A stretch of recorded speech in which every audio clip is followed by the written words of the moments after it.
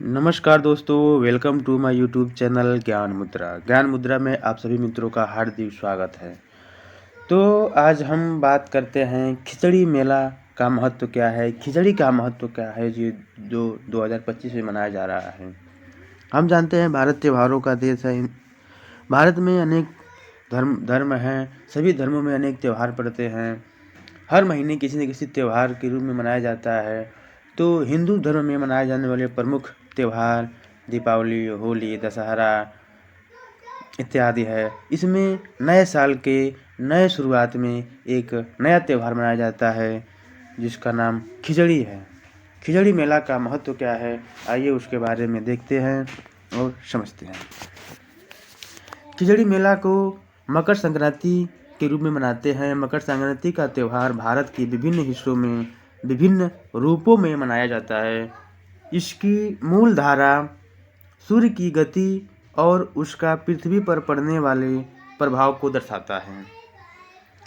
इस दिन सूर्य मकर संक्रांति में प्रवेश करते हैं, जिसे खगोल शास्त्र में एक महत्वपूर्ण घटना माना जाता है।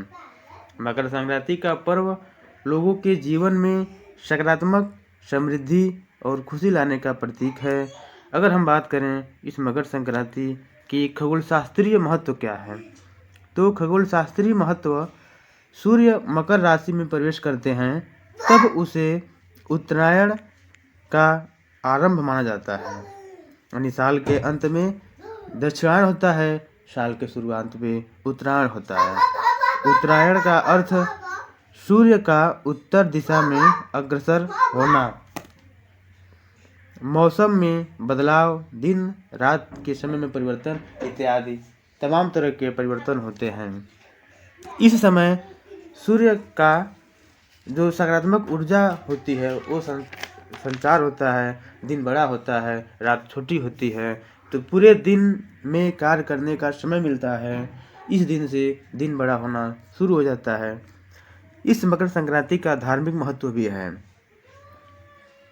धर्म की दृष्टि से देखा जाए तो पूजा पाठ, स्नान, दान, पुण्य का त्यौहार माना जाता है। इसमें सूर्य को देवता मानकर उनकी पूजा की जाती है, सूर्य की पूजा की जाती है और सूर्य की पूजा से नकारात्मक ऊर्जा समाप्त हो जाती है और सुखी शांति वापस आती है। इस दिन गंगा, यमुना, नर्मदा में स्नान का भी विशेष महत्व होता है। पुण्य की प्राप्ति के लिए लोग स्नान, दान, पूजा पाठ इत्यादि करते हैं। अगर हम बात करें दान और पुण्य का महत्व क्या है, तो इस दिन विशेष रूप से तिल, गुड़, चूड़े, वस्त्र और अनाज का दान किया जाता है। हिंदू धर्म में इस दान का पर्व माना जाता है, यानी हिंदू धर्म में इसे दान का पर्व भी माना जाता है। दान से पुण्य की प्राप्ति होती है। अगर हम फिर बात करें अगले क्षेत्र में क्या लाभ होता है, तो अगर हम कृषि के दृष्टि से देखें तो फसल की कटाई और नई फसल की शुरुआत होता है। कुछ फसलों की कटाई होती है और कुछ नए फसल हरे भरे होते हैं, फसल तैयार होते हैं। फसल की उपज को या फसल के वृद्धि को देखकर किसान खुश होते हैं। किसानों में खुशी और समृद्धि आती है, इसलिए इसे किसानों का पर्व भी कहते हैं। ये भारत में लगभग सभी जगहों पर मनाए जाते हैं। जैसे दक्षिण भारत की बात करें तो हाँ पोंगल के रूप में, उत्तर भारत की बात करें तो यहाँ लोहड़ी के रूप में। दक्षिण भारत में 4 दिन तक ये त्यौहार चलते हैं। अगर फिर हम बात करें सामाजिक और सांस्कृतिक महत्व, तो समाज और सांस्कृतिक महत्व भी इसका बहुत गहरा संबंध रखता है, क्योंकि इसमें रिश्तों का जुड़ाव होता है।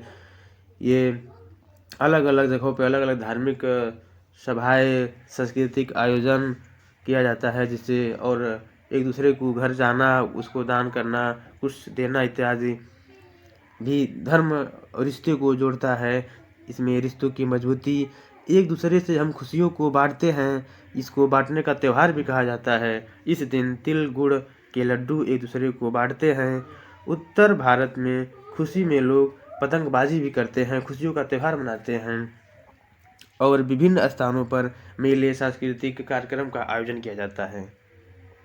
इसे महाराष्ट्र और गुजरात में तिल संक्रांति भी कहते हैं। फिर अगले क्षेत्र की बात करें हम, तो अगर स्वास्थ्य और शरीर के दृष्टि से देखें तो क्या महत्व है। तिल में vitamin E calcium, iron, protein पाया जाता है जो शरीर को ऊर्जा देता है। गुड़ जो खून को साफ करता है, सर्दी में गर्मी को पैदा करता है, इसलिए तिल और गुड़ के लड्डू खाए जाते हैं जो शरीर के लिए अधिक ऊर्जा, विटामिन, कैल्शियम में ठंडी से लड़ने की क्षमता प्रदान करता है। यह जीवन में खुशी के साथ इसके कई लाभ भी हैं, कई स्वास्थ्यवर्धक पहलू भी हैं। तिल और गुड़ कफनाशक होता है जिसे ठंडी में गर्मी का एहसास दिया जाता है। और यह पर्व ही नहीं बल्कि सकारात्मक, कठिन परिश्रम, एक दूसरे से प्रेम और एक नए जीवन की शुरुआत, नए साल में नए ऊर्जा उमंग के साथ शुरुआत की हमें प्रेरणा देता है। अगर हम बात करें इसकी कहानी क्या है, तो कहानी पर भी हम एक नज़र रखते हैं। मकर संक्रांति से अंधकार की कमी और प्रकाश की शुरुआत होती है, जिससे अधिक ऊर्जा का प्रवाह होता है। शास्त्रों के अनुसार सूर्य जब दक्षिणायन होता है तो उसे देवताओं की रात कहते हैं, और जब उत्तरायण होता है तो उसे देवताओं का दिन कहते हैं। भगवद गीता में श्री कृष्ण जी ने कहा है कि उत्तरायण में देह त्यागने वाले को ब्रह्म गति प्राप्त होती है, दक्षिणायन में देह त्यागने वालों को संसार में वापस आते हैं और फिर वही जन्म मरण की कहानी शुरुआत होती है। इसी कथन के अनुसार भीष्म पितामह ने इसी कारण जब महाभारत का युद्ध समाप्त हुआ तो उन्होंने अपने देह को नहीं त्यागा। उन्होंने मकर संक्रांति की प्रतीक्षा की और मकर संक्रांति आने के बाद ही अपने शरीर को त्यागा, क्योंकि उत्तरायण में देह त्यागने से ब्रह्मगति की प्राप्त होती है। कहा जाता है कि इस दिन दान देने से उस दान के 100 गुना ज़्यादा लाभ होता है। तो ये सब बातें मकर संक्रांति की रही है। आशा करते हैं कि मेरी ये वीडियो आप लोगों के लिए लाभकारी साबित होगी, आप लोगों को समझ में आई होंगी। तो इसी तरह नए नए वीडियो पाने के लिए लगातार हमारे यूट्यूब चैनल को देखते रहें, जिसका नाम है ज्ञान मुद्रा।